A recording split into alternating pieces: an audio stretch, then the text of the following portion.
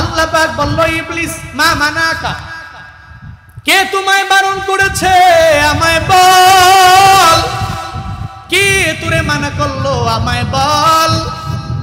সঙ্গে সঙ্গে ইবলিস বলতে লাগলো, আল্লাহ গো, আমারে কেউ বারণ করে নাই, আমারে কেউ মানাও করে নাই, আমারে কেউ বিন্দু মাত্র পরিমাণ নিষেধ করে নাই, আমার ব্রেন আমাকে মানা করেছে।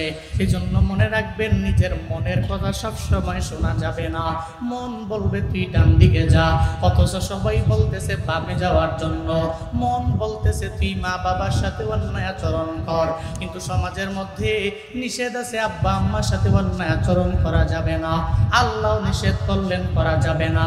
মন তোমায় বলতেছে খারাপ কাজে দৌড়াও, মন তোমায় বলে জেনার কাজের মধ্যে লিপ্ত হয়ে যাও, মন তোমায় বলতেছে অন্যায় কাজের দিকে দৌড়ানোর জন্য। যারা সব সময় মনের কথা মাইনা চলে, এরা জীবনেও কোনোদিন আমার মাওলার সব আদেশ মাইনা চলতে পারে না, ঠিক কিনা? এজন্য মনের কথা সবসময় মানা যাবে না। আল্লাহ পাক বললেন, ইবলিস মা মানাকা আল্লা তাসজুদা ইয আমারতুক, কে তোরে মানা করলো, কে তোরে মানা করলো সিজদা দেওয়ার ব্যাপারে? আমারে কেউ মানা করে নাই, আমারে কেউ নিষেধ করে নাই, আমার মন আমারে মানা করলো। কয় আনা খায়রুম মিন, আমি তো আদমের চাইতে অনেক দামি, আমি আদমের চাইতে বড় উত্তম, আমি আদমের চাইতে অনেক পরিমাণে সম্মানী, আমি আদমের চাইতে পাওয়ারেও অনেক বেশি, আদমের চাইতে আমার শক্তিও বেশি, আদমের চাইতে আমার গুণের পরিমাণ অনেক বেশি। খলাকতানি মিন নার ওয়া খলাকতাহু মিন তিন। শয়তান বলতে লাগলো, হে মালিক, তুমি আমারে আগুন দ্বারা বানাইছো আর আদমকে মাটি দ্বারা বানাইছো, তুমি একটু বলো না, মাটির তৈরি একটা মানুষকে আগুনের তৈরি জিন কেমনে তারা সিজদা করে? আমার আগুন খালি মধ্যাকর্ষণ শক্তি শুধু উপরের দিকে, যতই জ্বালে উপরে যায়, যতই নিচে নামাতে চায় কেউ পারে না, আগুন বারবার উপরে চলে যায়, উপরে চলে যায়। আর তোমার আদমরে তুমি মাটি দিয়া বানাইলা, মাটিরে যতই আসমানের দিকে ফিক মারো, ওই মাটি জীবনে কোনোদিন উপরে যাবে না, বারবার নিচে চলে আসবে। আল্লাহ গো, এই কারণে আমি শয়তান জীবনেও কোনোদিন আদমরে সিজদা করতে পারবো না। এর মানে বোঝা গেল অহংকার করেছে ইবলিস। অহংকার যারা বর্তমানে করে, এরা সব এক একটা ইবলিসের বন্ধু, ঠিক কিনা? আমার মতো বড় বক্তা কেউ নাই, আমার মতো বড় ইমাম কেউ নাই, আমার মতো বড় খতিব পুরো বাংলাদেশে কেউ নাই। এই চিন্তা নিয়ে নিয়ে যদি আমি জুনায়েদ আল হাবিব পড়ি, আমার মতো বড় ইমাম কেউ নাই, আমার মতো বড় খতিব কেউ নাই, আমার মতো বক্তা কেউ নাই। হাজার হাজার মানুষ বসে বসে আমার বয়ান শোনে, সব মানুষগুলো টেলিফোন করে আমার দাওয়াত দেওয়ার জন্য ব্যাকুল হয়ে যায়। আমি যদি চিন্তা নিয়ে গাই, আমি অনেক বড় হয়ে গেলাম।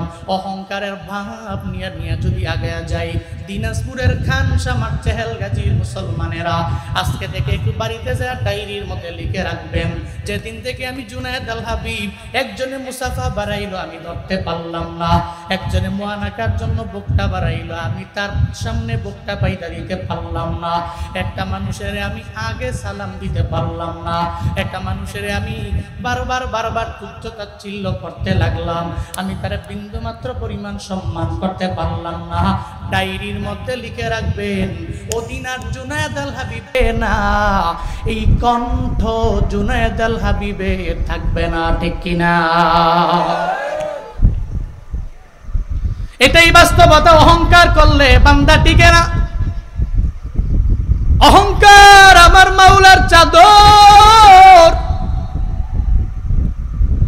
এটা আমার মাওলা করতে পারে, কোনো বান্দা জীবনেও কোনোদিন করতে পারে না।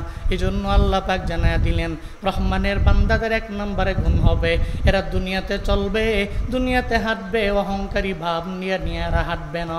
সমাজের মধ্যে দেখবেন কিছু মানুষ আছে নিজে সালাম দেয় না, আবার সালাম দিলেও নেয় না। আসেনি? আগে খাইতে পারতো না, চলতে পারতো না, হুট হাট বড়লোক হয়ে গেছে। ও তো মনে মনে চিন্তা করে, বাপরে বাপ আমারে কে ঠেকায়, আর নিজে সালাম দেয় না, আরেকজনে সালাম দিলে নেয় না। আছে না নাই? আছে না নাই? অথচ আল্লাহ পাক বলছেন রহমানের বান্দাদের গুণ এটা হতে পারে না। রহমানের বান্দাদের গুণ হলো সে জীবনে কোনোদিন অহংকারের ভাব এবং র্যাশ নিয়েও জমিনের মধ্যে চলতে পারবে। ও চলে না, ও নিজেরে বিনয়ী বানায়। সুবহানাল্লাহ পড়বেন না? কি বানায়? কি বানায়? বিনয়ী। বিনয়ী, ও বিনয় নিয়ে চলে। এটা রহমানের বান্দার 1 নাম্বার গুণ। সূরা ফুরকানের 63 নম্বর আয়াতের মধ্যে, একই আয়াতের মধ্যে আল্লাহ 3য় নাম্বার গুণের ব্যাপারে জানায়া দিলেন, ওয়া ইযা খাতাবাহুমুল জাহিলুনা ক্বালু সালামা।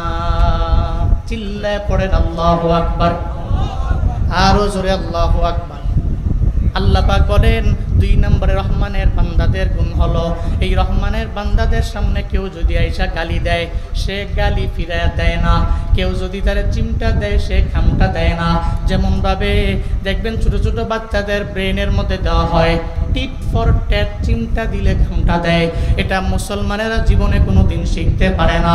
আল্লাহ কয় রহমানের বান্দারে যদি কেউ গালি দেয়, ও গালি দেয় না। রহমানের বান্দারে কেউ যদি আঘাত করে, ও আঘাত করে না। রহমানের বান্দারে কেউ যদি চিমটা দেয়, রহমানের বান্দারা জীবনে কোনোদিন খামটা দেয় না। এটা রহমানের বান্দাদের গুণ। যেমন গুণ ছিল মদিনাওয়ালা নবীর গুণ। তায়েফের ময়দানে গেলেন, ওখানে যাওয়ার পরে আমার নবীরে মারছে কি মারে নাই? কথা কয় না, মারছে কি মারে নাই? মায়ার নবী তায়েফের ময়দানে গেলেন কেন? ওই জায়গার মধ্যে জমিন দখল করার জন্য নবী যান নাই। ওই জায়গার মধ্যে টাকা পয়সা ইনকামের জন্য গেলেন না। ওই জায়গায় বাড়ি গাড়ি দখল করার জন্য যায় নাই। উটের পাল দখল করার জন্য যায় নাই। আমার মায়ার নবী কেন গেলেন? ওই জায়গায় গেলেন কালেমার দাওয়াত দেওয়ার জন্য।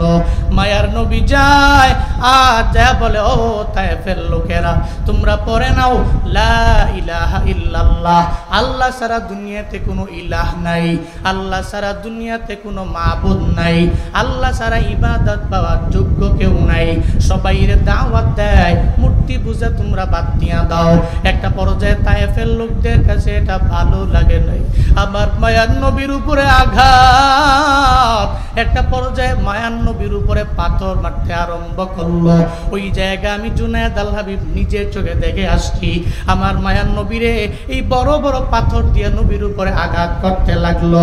একটা পর্যায়ে তায়েফের ময়দানে যেই মায়ার নবীর শরীরের মধ্যে মশা পর্যন্ত বসা হারাম, যেই মায়ার নবীর শরীরের মধ্যে মাছি বসা পর্যন্ত হারাম, ওই মায়ার নবীর দেহের মধ্যে যখন পাথর মারতে লাগলো, একটা পর্যায়ে রক্তাক্ত হয়ে গেল তায়েফের পুরো জমিনটা। আল্লাহ কয়, ও আমার বন্ধু, ও আমার পয়গম্বর, আপনারে তায়েফের লোকেরা মারল, আপনি যদি একবার অনুমতি দেন, আমি পাহাড়ের নিয়োজিত ফেরেশতাদেরকে বলবো, ও নিয়োজিত ফেরেশতারা, আমার নবীরে তারা মেরেছে, তোমরা সব পাহাড় দিয়ে এদের চাপা দিয়া দাও, এদেরকে পাহাড় চাপা দিয়া দুনিয়া থেকে বিদায় করে দাও। ফেরেশতারা যখন আমার মায়া নবীর দরবারে আসে, আইসা বলে, পয়গম্বর,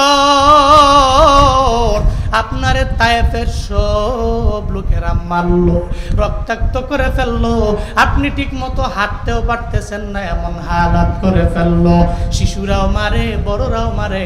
ও পয়গম্বর, আমাদের বলেন না, আমরা এই পাহাড়ের মধ্যে আল্লাহর পক্ষ থেকে নিয়োজিত ফেরেশতা, আপনি বলতে দেরি হয়ে যাবে, আমরা ফেরেশতারা পাহাড়টাকে সব এদের উপরে উঠাইয়া চাপা দিতে দেরি করব না।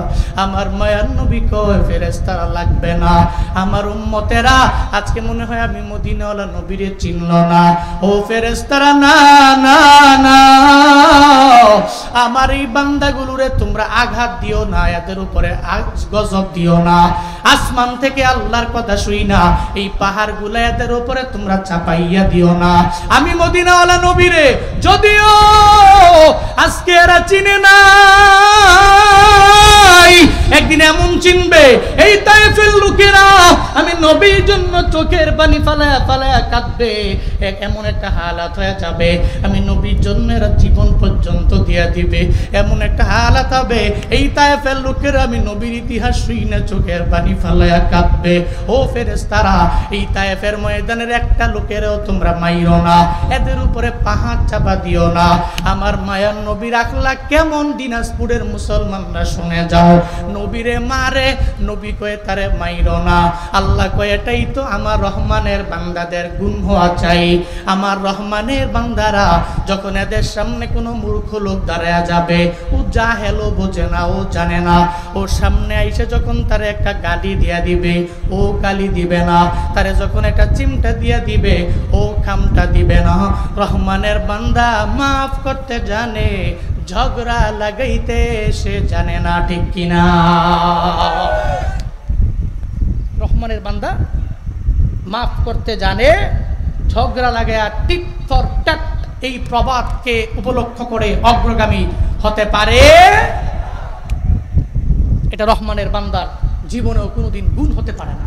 রহমানের বান্দার গুণ হলো, কেউ যদি ওরে একটা ধমক দেয়, ও তার জন্য বলবে সালাম, শান্তি, এটা বইলা তাকে এড়িয়ে চলবে। মনে রাখবেন, আপনারে যদি আপনার গ্রামের একজন লোক, কই যাবেন বাবা, এই যে বাবা, হ্যাঁ, ও ঠিক আছে, প্রস্তাব করলে ঠিক আছে না, আউই নাই আইব, প্রস্তাব করে আইব, দূরে পড়বো, কারণ মার হাবা, জোরে করে মার হাবা। আপনাকে আপনার সমাজে একজন ধমক দিছে, আপনি ধমক না দিয়া এর জন্য দোয়া করে দিয়ে চলে গেছেন। নোট করেন, মৃত্যুর আগে হলেও একবার, ও মরণের আগে হলেও একবার চিন্তা করবে, কাজটা ঠিক করি নাই, কাজটা কি করি নাই। এজন্য কেউ ধমক দিলে ওরে পাল্টা ধমক দিয়া তার মায়ের নাম তুইলা, তার আব্বার নাম তুইলা গালি দিলে এটা জীবনেও কোনোদিন সমাধান হবে না।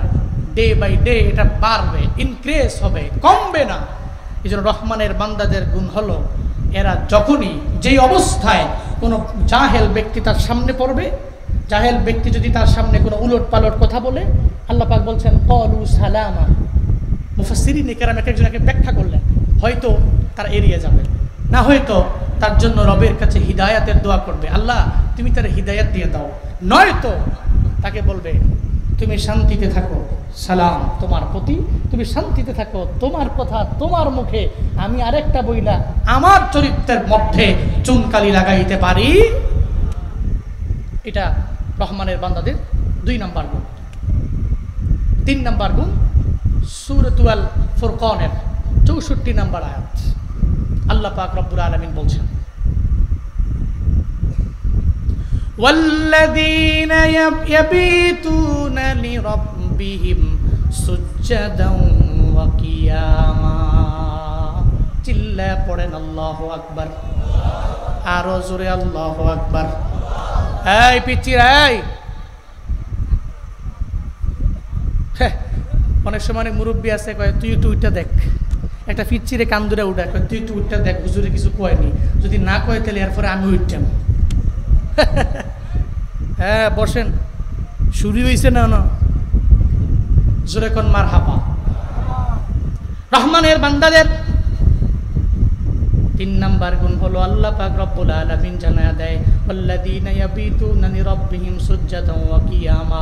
যারা রহমানের বান্দা হবে, এরা রাতের বেলা রবের কুদরতি পায়ের মধ্যে সিজদা দিয়ে রাত কাটায়া দিবে, এরা সিজদার মধ্যে রাত কাটায়া দিবে, এরা দাঁড়াবে, দাঁড়ায়া দাঁড়ায়া নামাজের মধ্যে কিয়াম করবে, মানে কিয়ামান সে নামাজের মধ্যে দাঁড়ায়া থাকবে, আর নামাজের মধ্যে সে সূরাটা অনেক বড় বানাবে।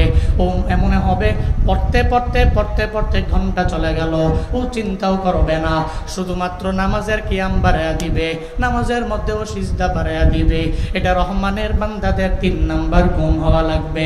আল্লাহ কয় যার মধ্যে দেখবা ও রাতের বেলা নামাজের মুসল্লায় দাঁড়ায়া গেল, ও রাতের বেলা তার ঘুমটাকে নষ্ট করে আমি রবের কুদরতি পায়ের মধ্যে সিজদা দিয়ে ফেললো, ওর ব্যাপারে বুঝতে আর বাকি নাই, সে আমার বান্দা, এটাই তার গুণ। চিল্লা পড়া যাবে কি মারহাবা। এটাই হলো তার গুণ। সে যে রাতের বেলা কোনো নামাজ নাই, এরপরেও রাতের বেলা আমি মাওলার কুদরতি পায়ের মধ্যে সিজদা দেওয়ার জন্য এই রাত জেগে জেগে বান্দা আমি রবের কুদরতি পায়ের মধ্যে সিজদা দিয়া দিল। আমি রব যখন প্রথম আসমানের মধ্যে হাজির হয়ে যায়, ও তখন বিন্দু মাত্র পরিমাণ ঘুমায় না, ও শুধু আমারে খুঁজে, ও শুধু আমারে খুঁজে, ও শুধু আমার তালাশ করে। ও গভীর রাতে দুনিয়ার মানুষের দরওয়াজা যখন বন্ধ হয়ে যায়, আমি রবের দরওয়াজা তো জীবনে কোনোদিন বন্ধ হয় না, হয় না, হয়নি, হবেও না। দুনিয়ার সব দরওয়াজা যখন বন্ধ হয়ে যায়, আমি রহমানের বান্দারা তখন রাতের বেলা সিজদার মধ্যে আমি রবের কুদরতি পায়ের মধ্যে পইরা যায়। আমি রবের কুদরতি পায়ের মধ্যে পইরা আমার বান্দা আমারে ডাকে, হে মালিক, তোমার এক বান্দা দুনিয়ার সব মানুষগুলো দরওয়াজা লাগায়, আমি ঘুমাই নাই, আমি তোমার কুদরতি পায়ে সিজদা দেওয়ার জন্য আমার রুমের দরওয়াজা লাগাইয়া মুসল্লা বিছায় আমি বইসা গেলাম। ও মালিক, আমি তোমার খাঁটি বান্দা হওয়ার জন্য এই মুসল্লার মধ্যে আমি বইসা গেলাম। আল্লাহ কয়, রহমানের বান্দা যখন এই কাজটা করবে, ও দুনিয়ার মানুষেরা বুঝতে আর বাকি থাকবে না, আর চিন্তা করবে না তার ব্যাপারে। সে আমার খাঁটি বান্দা হয়ে গেল, সে আমার খাঁটি বান্দা হয়ে গেল। এর মানে তাহাজ্জুদের নামাজ যেই বান্দা পড়ে, আমার রবের খাঁটি বান্দা সে হয়ে যায়। দুনিয়াতে এমন কোনো অলি নাই যেই অলি তাহাজ্জুদের নামাজ ছাড়া অলি হয়েছে, ঠিক কিনা?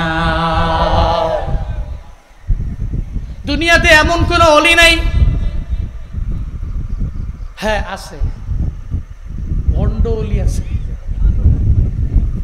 কথা কয় না। ভণ্ড অলি বুঝেন নাই? ও নিজেরে অলি মনে করে, অথচ ভণ্ড। নামাজের খবর নাই, 5 ওয়াক্ত নামাজের 1 ওয়াক্তও পড়ে না। আবার দেখবেন মাঝে মাঝে ও ল্যাংটা, কি ল্যাংটা, হের কাছেও মানুষ যায়। আমি বহুত চিন্তা করে দেখলাম, এই ল্যাংটার কাছে মানুষ কি লেগে যায়? এই ল্যাংটার কাছে যা মুরিদ হয়। একদিন জিজ্ঞেস করছি এক ল্যাংটার মুরিদ রে, আচ্ছা ল্যাংটার কাছে যে যাও, এনে কি পাও? হুজুর যেই মূলধন পাইছি। আমি কই মূলধন তো সবার লগে আছে, সবারটা কি দেখা যায়? আমার বাবারটা দেখা যায়। নাউজুবিল্লাহ কয় না? আরো জোরে কয় না নাউজুবিল্লাহ? এমন অলি না, অলি তো সে যে রবের সাথে দুনিয়ার মানুষগুলো ঘুমিয়ে গেলে রবের সাথে সম্পর্ক লাগায়। কার সাথে সম্পর্ক লাগায়? কার সাথে? কার সাথে? ইমাম গাজ্জালী রাহমাতুল্লাহ আলাইহি জগৎ বিখ্যাত একজন ওলিয়ে কামেলের নাম ইমাম গাজ্জালী রাহমাতুল্লাহ আলাইহি। উনি এক যুবকের কথা বললেন, যে যুবক অনেক বেশি টাকাওয়ালা না, বাড়ির মালিক না, গাড়ির মালিক না, সমাজের মধ্যে দেখবেন এমন গরিব আছে যেই মানুষের টাকাও নাই, ঠিক মতো চলতেও পারে না, সকালবেলা খাইলেও দুপুরে খাইতে পারে না, দুপুরে খাইলে রাতে খাইতে পারে না, সমাজের দিন আনে দিন খায়, এমন ব্যক্তি দেখবেন আবার 5 ওয়াক্ত নামাজ পড়ে আসে না? নাই? নাই? আবার সমাজের মধ্যে দেখবেন কত ধনী, টাকাওয়ালা, বাড়ির মালিক, গাড়ির মালিক, কিন্তু 5 ওয়াক্ত নামাজের 1 ওয়াক্ত পড়ে না, আসে না? নাই? ইমাম গাজ্জালী রাহমাতুল্লাহ আলাইহি জানায়া দেয় একটা যুবকের ব্যাপারে।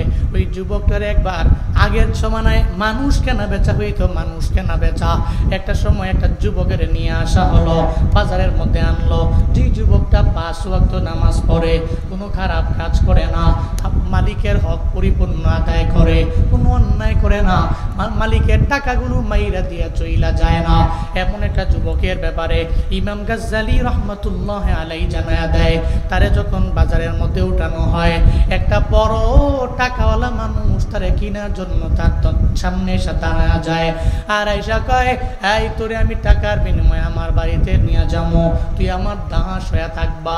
কয় আমারে যদি নিতে চাও তাহলে 3টা শর্ত আমি দিয়া দিলাম, এই 3টা শর্ত যদি মানতে পারো তাহলে আমারে নিতে পারো। কয় কি তোর শর্ত আমারে জানাও। 1 নাম্বার, ও দুনিয়ার মনিব, তুমি যদি তোমার বাড়িতে নিয়ে যাও, আমি দিনের বেলা কাজ করবো, জীবনে কোনো দিন রাতের বেলা আমি কাজ করবো না। আমার 2 নাম্বার শর্ত, তুমি যদি আমারে নিয়ে যাও, আমারে 5 ওয়াক্ত নামাজের আযান মুয়াজ্জিন যখন দিবে, মুয়াজ্জিন যখন বলবে হাইয়া আলাস সালাহ, ও মনিব তুমি আমারে তোমার বাড়ির যত বড় ইম্পর্টেন্ট কাজ হোক না কেন আমি করতে পারবো না, আমি সব তোমার কাজ পালাই আমি মসজিদের দিকে দৌড়ায় যাব। শর্ত যদি মানতে পারো, এটা 2 নাম্বার শর্ত। 3 নাম্বার শর্ত হলো, রে মনিব আমি তোমারে বলি, তোমার ঘরের মধ্যে এমন একটা রুম আমারে দিয়ে দিবা, যেই রুমের মধ্যে কেউ ঢুকতে পারবে না, চাবি শুধু আমার কাছে থাকবে, অন্য কারো কাছে থাকবে না, স্বয়ং তোমার কাছেও থাকবে না। একটা চাবি বানাইবা, ওই চাবি আমারে দিয়া দিবা, প্রবেশাধিকার কারো থাকবে না। মানলাম তোর 3টা শর্ত আমি মেনে নিলাম, তুই দিনের বেলা কাজ করবি, রাতের বেলা দরকার নাই, ও আমার দাস। 2 নাম্বার শর্ত মেনে নিলাম, আজান যখন হয়ে যাবে ইম্পর্টেন্ট কাজ হলেও তুই করবি না, তুই চলে যাবি। 3 নাম্বার শর্ত তোর মেনে নিলাম, আমি তোর এমন একটা কামরা দিব, যেই কামরার কোনো চাবি আমার কাছেও থাকবে না, আমার পরিবারের কাছেও থাকবে না। ও দাস রে, তুই আমার বাড়িতে আয়, আয়, আয়, আমি তোর জন্য এই 3টা শর্ত মেনে নিলাম, তুই আমার বাড়ির মধ্যে আয়। যখন দাসের নিয়ে চলে গেল, নৌজওয়ান যুবকটা বাড়ির মধ্যে যাওয়ার পরে তারে যখন একটা দামি কামরা দেখাইল, যেই কামরাটা সজ্জিত কামরা, একটা সুন্দর কামরা, একটা পর্যায়ে তার ওই কামরা দেখানোর পরে সে কয়, মনিব আমার এই কামরা লাগবে না। তাহলে কোন কামরা লাগবে? একটা পর্যায়ে যখন 1ম ক্লাসের দেখাইল, সে কয় লাগবে না। এরপরে 2nd ক্লাসের দেখাইল, সে কয় লাগবে না। একটা পর্যায়ে এমন একটা রুম দেওয়া হলো, সেই রুমের মধ্যে পোকা মাকড়ে ভরা, তেলা পোকায় ভরা, মশা মাছিয়ে ভরা, ওই রুমটা সজ্জিত না। এমন একটা রুম দেখার পরে জানা দেয়, এই রুমটা আমার লাগবে, আমার দামি রুমের প্রয়োজন নাই। মালিক বড় অবাক হয়ে গেলেন, তুই আমার কাছে এমন একটা রুম চাইলি, যেই রুমের চাবি তোর কাছে থাকবে, অন্য কারো দরবারে আমি দিতে পারবো না। ও দাস রে, তুই আমারে জানাও, কেন তুই এই রুমের জন্য বড় ব্যাকুল হয়ে গেল? তুই আমারে বলো না, কেন তোর এই রুমটাই বড় লাগবে? একটা পর্যায়ে সে যখন বলে, এবার যুবক চোখের পানি ফেলে ফেলে কান্না করে আর বলে, দুনিয়ার মালিক, আমরা তো টাকা পয়সা বাড়ি গাড়ির মালিক না, দুনিয়াতে আল্লাহ বড় গরিব করে দুনিয়ার মধ্যে আল্লাহ আমাদের পাঠাইলেন, আল্লাহ আপনাদের বড় ধনী বানাইছেন। আল্লাহ আমাদের ধনী বানান নাই, আমাদের গরিব বানাইলেন। ও দুনিয়াওয়ালা, আপনি দুনিয়ার মনিব হইলেন, আপনারা টাকাওয়ালা হতে পারেন, বাড়ির মালিক হতে পারেন, আপনারা দামি দামি উটের মালিক, ঘোড়ার মালিক আপনারা হইয়া যেতে পারেন। আমি তো আমার এই রুমটা, আমি এই রুমটা অন্যান্য কোনো কাজের জন্য নেই না, আমার মালিকের সাথে সম্পর্ক লাগানোর জন্য আমার এই রুমটা দরকার। মনিব, আমার এই রুমটা দিয়া দিন, আমার মালিকের সাথে আমি তাল্লুক লাগায়া ফেলবো, আমার মালিকের সাথে আমি রিলেশন লাগাবো, আমার মালিকের সাথে আমি সম্পর্ক লাগাবো। মালিক রে, দুনিয়ার একটা কুড়ে ঘরের মধ্যে থাইকা যদি আমার আল্লাহরে রাজি বানানো যায়, তাহলে আমার দুনিয়াতে কোনো কিছু আমার লাগবে না। দুনিয়ার স্বর্ণের বাড়ির মধ্যে থাইকা, দামি গাড়ির মধ্যে থাইকা, আমার রবেরে যদি রাজি বানানো না যায়, আমার রবেরে যদি রাজি বানানো না যায়, ওই ঘরে ঘরের মধ্যে কোনো রহমত নাই, ওই ঘরের মধ্যে কোনো বরকত নাই, ওই ঘরের মধ্যে আমার রবের কোনো কৃপা নাই, ওই রুমের মধ্যে আমার রবের পক্ষ থেকে কোনো দয়া নাই। কিন্তু মালিক রে, এমন একটা রুম যদি তুমি আমারে দাও, যেই রুম সজ্জিত হবে না, ওই রুমের মধ্যে যদি রবের সিজদা দেওয়া যায়, যদি রুমটারে আমি কবর না বানাই, নফল ইবাদতে সিজদা এবং নামাজের কিয়ামের মাধ্যমে আমার রবের যদি আমি রাজি বানাইতে পারি, আল্লাহর কাছে স্বর্ণে সজ্জিত রুমের চাইতে আমার রূপ অনেক অনেক পরিমাণ দামি, ঠিক কিনা? স্বর্ণের বাড়ি, স্বর্ণের সব, কিন্তু এই বাড়িতে নামাজ নাই, আল্লাহর কাছে দাম আছে? এই কথা কয় না কে? আর দিনাজপুরের খানসামার একটা কুড়ে ঘরের মধ্যে, একটা টিনের ঘরের মধ্যে, একটা টিনের বাড়ির মধ্যে, একটা মাটির বাড়ির মধ্যে তুমি যদি একটু চোখের পানি ফালাইয়া আমার রবের দরবারে একটু কান্নাকাটি কইরা আল্লাহকে যদি বলতে পারো, আল্লাহ গো, এই ঘরের মধ্যে আমার কিছু নাই, তুমি আল্লাহ আমার ঘরের মধ্যে আসো। আবু বকরের মতো, যে আবু বকর যুদ্ধের ময়দানে দেওয়ার জন্য নবীর কাছে ঘর থেকে সব নিয়ে চইলা গেল, একটা পর্যায়ে নবী যখন মসজিদে নববীর মধ্যে বসলেন, নবী বলতে লাগলেন, কে কে যুদ্ধের ময়দানে কি কি দেওয়ার জন্য আমার কাছে আল্লাহ। হযরতে ওমরের কাছে গেলেন, হযরতে ওমর বলেন, নবী গো, তা রাখলাম, তা নিয়ে আসলাম, কিছু রাখলাম, কিছু নিয়ে আসলাম, এর মানে অর্ধেক রেখে আসলাম, অর্ধেক আপনার জন্য নিয়ে আসলাম। আবু বকরকে জিজ্ঞাসা করা হলো, হে আমার সাহাবী আবু বকর, যুদ্ধের ময়দানে নেওয়ার জন্য আমি নবীর কাছে তুমি কি নিয়ে আসলা, আমায় বলো না। নবী গো, ওই ঘরের মধ্যে আমি কিচ্ছু রাখলাম না, আমার ঘরের মধ্যে এখন আল্লাহ আছে, নবী আপনি আছেন, আমার পরিবারের লোকেরা আছে, আর কোনো মালও নাই, আর কোনো সম্পত্তিও নাই, আর আমার ঘরের মধ্যে কিচ্ছু নেই গো পয়গম্বর, আমি সব আপনার দরবারে নিয়ে আসলাম যুদ্ধের ময়দানে দেওয়ার জন্য। ওই যুবক বলে, ওই ঘরটা অনেক দামি, অনেক দামি, যেই ঘরের মধ্যে নামাজ হয়, যেই ঘরের মধ্যে সিজদা হয়, যেই ঘরের মধ্যে নামাজের কিয়াম হয়, ওই ঘরটা আমার রবের দরবারে অনেক পরিমাণে দামি। একটা পর্যায়ে 2 দিন চলে গেল, 3 দিন চলে গেল, যখন এভাবে দিনাতিপাত করতে লাগলেন, হঠাৎ করে একদিন ওই মনিবের মনের মধ্যে চিন্তা চলে আসলো, যুবকটা তো মনে হয় আমার সাথে কোনো ফেক কথা বলতে পারে, আমি তারে রুম দিয়া দিলাম, ওই রুমের মধ্যে রাতের বেলা আমিও যাই না, কেউ ঢুকতে পারে না, কারো কাছে চাবিও নাই, সে আবার আকাম কুকাম করে কিনা, কোনো অন্যায় কাজের মধ্যে লিপ্ত হয়ে যায় কিনা, এই চিন্তা নিয়ে একদিন গভীর রাতে মনিব তার বউরে নিয়ে যায়, আর দরওয়াজার কিনারার মধ্যে গিয়া তাকায়া দেখে, রে যুবকটা ঘুমায় না, মুসল্লার মধ্যে বৈশা বৈশা গুন গুন কইরা কইরা কি যেন মাওলারে বলে। সুবহানাল্লাহ। পকেটে ধুইয়া 1 বছর পরে মাহফিলে কইেন, এতগুলা লোক সুবহানাল্লাহর আওয়াজ দিলেন, মনে হয় যে ডরাইলেন, কোন সুবহানাল্লাহ। পেছনের লোকেরা কয়, সামনের লোকেরা কইলে হইব, আমরা তো এমনি বয়ে রয়েছি, সামনে যেহেতু জায়গা পাইছি না, পিছিয়ে থেকে কইতাম না। জোরে কোন আলহামদুলিল্লাহ। সামনের লোকেরা স্টপ, পেছনের লোকেরা আল্লাহু আকবার। হয় নাই? আরো জোরে আল্লাহু আকবার। এবার পিছনের লোকেরা স্টপ, সামনের লোকেরা আল্লাহু আকবার। আপনারা মনে করেন না আপনারা বেশি জোরে করে লাইছেন, হেরা পিছের দিকে হুনছি কম, আমরা সামনের দিকে হুনছি বেশি, ঠিক কিনা? এই জন্য সবাই মিলা সুবহানাল্লাহ, জোরে আলহামদুলিল্লাহ, আরো জোরে চিল্লায় আল্লাহু আকবার। সুবহানাল্লাহ ওয়ালহামদুলিল্লাহ লা ইলাহা ইল্লাল্লাহ সুবহানাল্লাহ।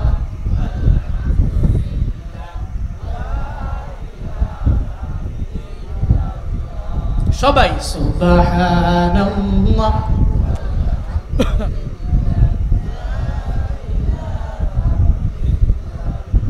তুমি বাঁচাও, তুমি মারো, অবিরত ক্ষমা করো, তুমি বাঁচাও, তুমি মারো, অবিরত ক্ষমা করো।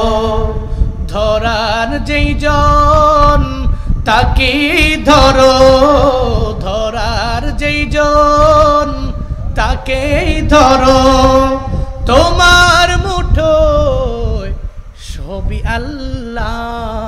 সুবহানাল্লাহ ওয়ালহামদুলিল্লাহ লা ইলাহা।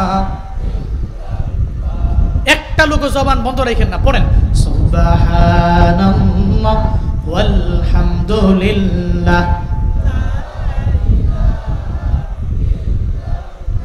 তোমারি জিকে পরে অবাধ্য হই কেমন করে, তোমারি জিকে পরে অবাধ্য হই কেমন করে।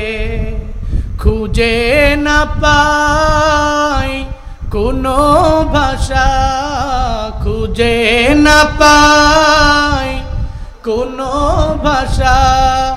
শুকর গুজার তোমার আল্লাহ।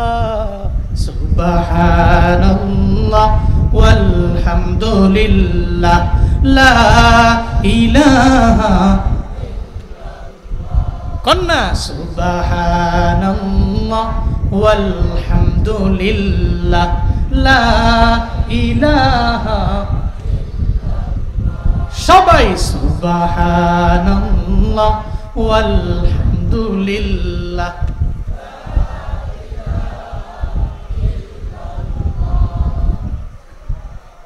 সঙ্গে সঙ্গে ওই যুবকের দরওয়াজার সামনে গিয়ে দাঁড়ায় যায় যুবকের মনিব। দরওয়াজার কিনারা দিয়া তাকায়া দেখে, দরওয়াজার ফাঁক ফাঁক দিয়া তাকায়া দেখে যুবক ছেলেটা ঘুমায় না, সেজদার মধ্যে গুনগুন গুনগুন কইরা কি যেন বলে। ইমাম গাজ্জালি জানায় দেন, যুবক ছেলেটা সেজদার মধ্যে যে পড়ে রইল, সেজদার মধ্যে সে কি যেন বলে।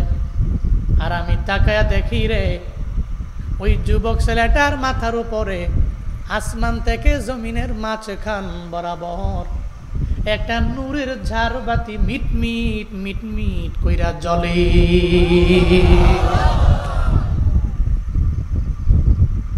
মনিক বড় অবাক হয়ে গেল, মনিক চিন্তায় পড়ে গেল, আমি মনিব হইয়াও তো আমার রবের এত কাছের হতে পারলাম না। এই যুবক ছেলেটা রবের এত কাছের কেমনে হয়ে গেল? ও কেমনে আমার রবের এত ঘনিষ্ঠ হয়ে গেল? সে কেমনে সিজদায় পড়ল?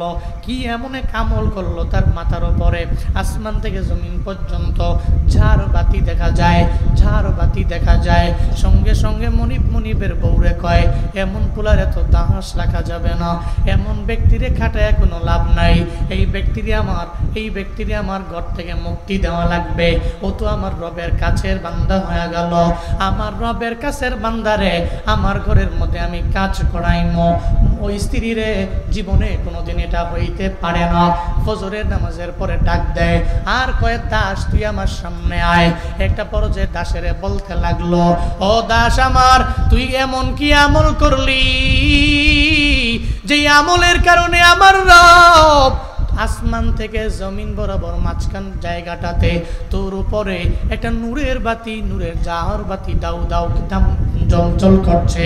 কেন রে? কোন আমলের কারণে? আমি মনিবের জানাও না। ওই মনিব গো, আপনি কেমনে দেখলেন আমায় বলেন না? আমার ঘরে যাওয়ার কারো অনুমতি নাই, কারো কোনো পারমিশন নাই। আমি আপনার শর্ত দিয়েছি আমার ঘরের মধ্যে কেউ ঢুকতে পারবে না। মনিব ডাইকা বলে, ও দাস আমার, তুই জানো না আমি তোরে পরীক্ষা করার জন্য আমি তোর যখন দরওয়াজার ফাঁক ফাঁক দিয়া যখন আমি তোর ঘরের মধ্যে তাকাইলাম, আমি তাকায় দেখি রে, তুই আমার রবের এত ঘনিষ্ঠ একজন বান্দা, তুই আমার রবের রাজি হওয়া একজন বান্দা, তুই আমার রবের সন্তুষ্ট অর্জন করনেওয়ালা এমন একজন বান্দা। আমি জীবনে কোনো দিন আমার ঘরের দাস আমি ধরে রাখতে পারি না। দাস মনে মনে কয়, আমার দুনিয়ার মনিব আমার রবের সাথে যেই সম্পর্কটা, ওই সম্পর্কের ব্যাপারে আমার দুনিয়ার দুনিয়ার মনিব যাই না গেল, আমি আর দুনিয়ায় থাকতে চাই না। সঙ্গে সঙ্গে দুনিয়ার মনিবের সামনে আসমানের মালিকের ডাক দেয়, ও আসমানের মালিক, এতদিন পর্যন্ত তোমার সাথে আমার এই সম্পর্ক ছিল, দুনিয়ার আমার বাবায় জানতো না, আমার মায়ে জানতো না, আমার দুনিয়ার মনিব জানতো না, মনিবের বিবি জানতো না। আল্লাহ গো, আজকে থেকে আমার মনিব যাই না গেল, আমার মনিবের বিবিও যাই না গেল, আমি দুনিয়ার মধ্যে আর থাকতে চাই না, আমি দুনিয়ায় থাকতে চাই না, আমারে উঠে নিয়ে চইলা যাও। যারা ওলিয়ে কামেল, এরা আমার আল্লাহরে ডাকতে দেরি, আমার আল্লাহ তার ডাকের মধ্যে সাড়া দিতে দেরি করে না। ইমাম গাজ্জালি কয়, ওই যুবক সে যখন চোখের পানি ফালাইয়া তার মনিবের সামনে আমার মালিকের বলল, আল্লাহ গো, তুমি আমারে নিয়ে যাও, দুনিয়ার মধ্যে আমারে রাখো না, এটা বলতে দেরি হয়, আল্লাহ পাক ওই দাসের দুনিয়া থেকে বিদায় করে নিতে দেরি করে না। আউলিয়ারা কারে উকবা এখতিয়ার, জাহেলারা কারে দুনিয়া এখতিয়ার, মাইলে মুমিন সুয়ে মুমিন মিশাওয়াত, মাইলে কাফির সুয়ে কাফির মিশাওয়াত। এই জন্য 3 নাম্বার ইবাদুর রহমানের গুণ হলো রাতের বেলা সে ঘুমায় না, সিজদায় আমার রবের কুদরতি পায়ের মধ্যে দিয়া দেয়, নামাজের কিয়ামের সংখ্যা বাড়ায়া দেয়, নামাজে দাঁড়ায়, দাঁড়াইতে দাঁড়াইতে তার পা পর্যন্ত ফুলে যায়। যেমন মায়ার নবীর, যেই নবীর জিন্দেগিতে কোনো গুনাহ আছে আছে, লিয়াগফিরা লাকাল্লাহু মা তাকদ্দামা মিন যামবিকা ওয়া মা তাআক্খার। চিল্লা পড়েন আল্লাহু আকবার। আল্লাহ কয়, যেই নবীর জিন্দেগিতে আগে পরে সব গুনাহ মাফ, এই সব গুনাহ আমি আল্লাহ মাফ করে দিলাম আমার মায়ার নবী। এরপরে আমার মায়ার নবী যখন নামাজের মধ্যে দাঁড়াইলেন, সঙ্গে সঙ্গে একটা পর্যায়ে আম্মা জান আয়েশা বলেন, মসজিদে নববীর মধ্যে আমি আমার নবীরে দেখতাম, যখন উনি নামাজের মধ্যে দাঁড়ায়া যেত, ওনার পা মোবারক পর্যন্ত ফুলে যেত। উনি নামাজ পড়তেন, পা মোবারক পর্যন্ত ফুলে যেত, এটা ওনার গুণ ছিল। আল্লাহ কয়, আমার রহমানের, আমার বান্দাদের গুণ হলো 3 নম্বরে, ওরা রাত অতিবাহিত করবে সিজদা এবং নামাজের কিয়াম দ্বারা। পড়েন না সুবহানাল্লাহ। তাহলে গুণ গেল কয়টা? কথা কয় না, কয়টা? 1 নম্বর কি জানি? সারা রাত বয়ান করে যদি ফজরের সময় জিগাই, আচ্ছা কত জোলেখা বেড়া না বেড়ি, কব যে কি জানি হুজুর, কি জানি কইছিলেন,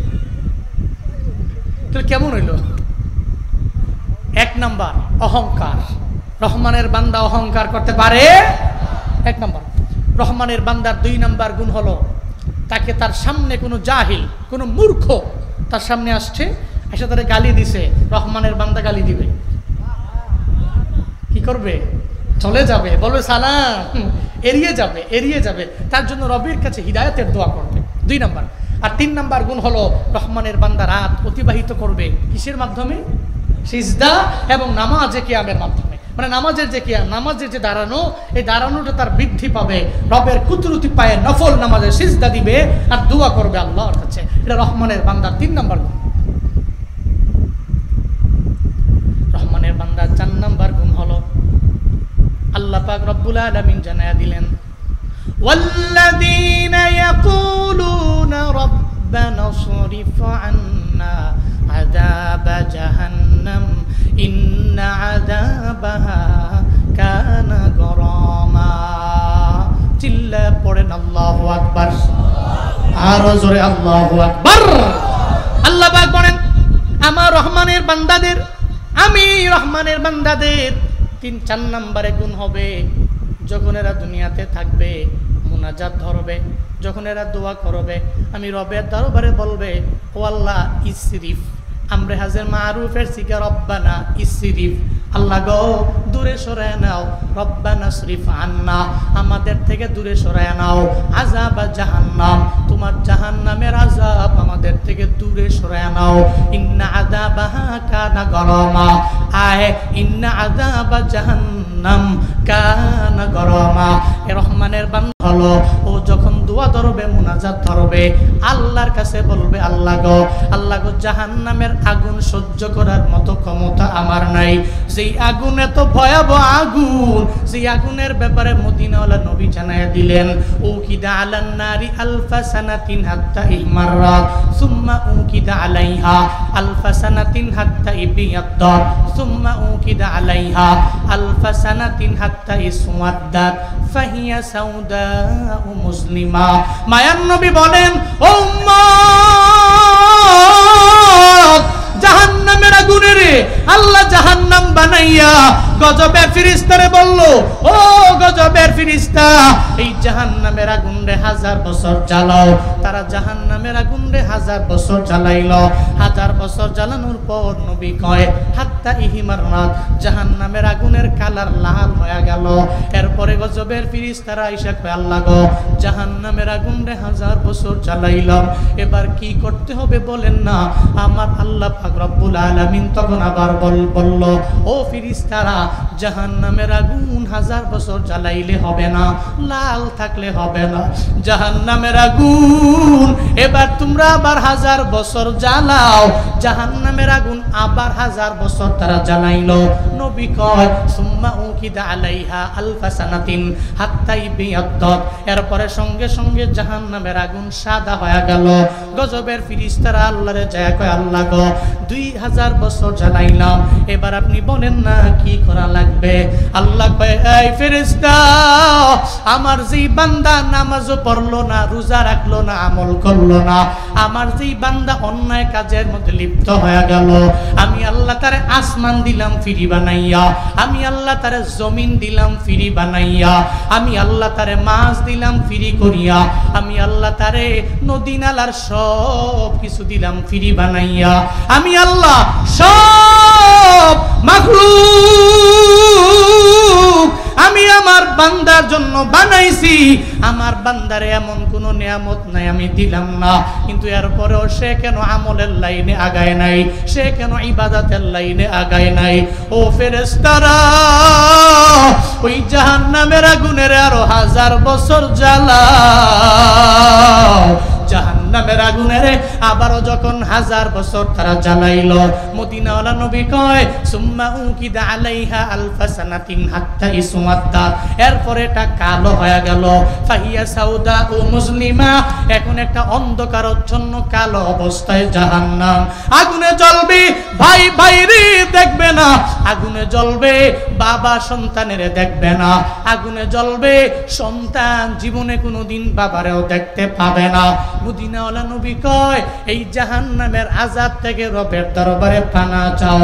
আল্লাহ জানায়া দিলেন, এই রহমানের বান্দারা, তোদের গুণ হলো সর্বাবস্থায় রবের দরবারে বলো, রব্বানা ইসরিফ আন্না আযাব জাহান্নাম ইন্না আযাবাহা কানা গরামা। আল্লাহর কাছে বলো, রব্বানা, হে মালিক, ইসরিফ আন্না, তুমি আমাদের থেকে দূরে সরিয়ে নেও আযাব জাহান্নাম, জাহান্নামের শাস্তি তুমি আমাদের থেকে দূরে সরায়া নাও। ইন্না আযাবাহা কানা গরামা, তোমার এমন এক আযাব, ওই আযাব সহ্য করার মতো ক্ষমতা তুমি জানো বান্দার মাঝে নাই, তুমি জানো বান্দার মাঝে নাই। ও দয়ার মালিক আমার রব, এই ময়দানের মানুষগুলো একজন জাহান্নামের আগুন সহ্য করার মতো লোক না, এরা জাহান্নামের আগুন সহ্য করতে পারবে না। আল্লাহ গো, দুনিয়ার সাধারণ আগুন দেখলে আমরা ভয় পাওয়া যাই, দুনিয়ার চুলার আগুন ভয় পাওয়া যায়, দুনিয়ার মেসের আগুন ভয় পাওয়া যায়। আল্লাহ গো, মোমবাতির আগুন দুনিয়ার ভয় পাওয়া যায়, জাহান্নামের আগুন সহ্য করার মতো ক্ষমতা আমি জুনায়েদ আল হাবিবের নাই, এই ময়দানের মানুষগুলার নাই। জাহান্নামের আগুন থেকে কারা কারা বাঁচতে চাও? দুইটা হাত তুইলা আমার মাওলারে দেখাও। আল্লাহ, এই প্রত্যেকটা মানুষকে তুমি জাহান্নামের শাস্তি থেকে হেফাজত করো। জোরে কয় না আমিন, আরো জোরে কয় না আমিন।